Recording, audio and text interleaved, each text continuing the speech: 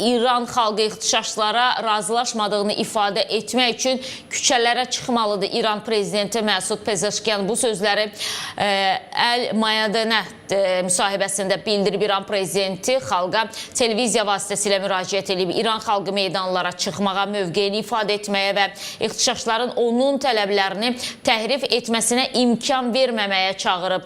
O vurğulayıb ki, İran cəmiyyəti məscidləri yandıranları qəbul etmir. Pezeşkiyan mülki şəxslərin həlakı ilə bağlı başsağlığı verib və gəncləri terrorizmə və ixtişaşlara iştiraka daha qarşı xəbərdarlıq edilib və biz sülh yolu ilə keçirilən etirazları rəsmi şəkildə tanıyır və etirazçılarla dialoqumuzu öz borcumuz hesabı eləyirik. Ölkə daxilində etiraz edən bütün tərəflərlə görüşməyə hazırıq deyə Məsud Pezeşkiyan İran prezidenti qeyd edib. Bildirək ki, 2025-ci il dekabrın 29-unda Tehranda realın məzənnəsinin kəskin ucuzlaşmasına etiraz olaraq ticarətçilərin aksiyaları başlayıb. Dekabrın 30-unda aksiyalara tələbələr də qoşulub. İxtişaşlar ölkənin əksər böyük şəhərlərində baş tutub və getdikcə də yayılır. 2026-cı il yanvarın 2-də küçələrdə silahlı naməlum qruplar peyda olublar. Hüquq mühafizə orqanları ilə toqquşmaların sayı artıb. İran hakimiyyəti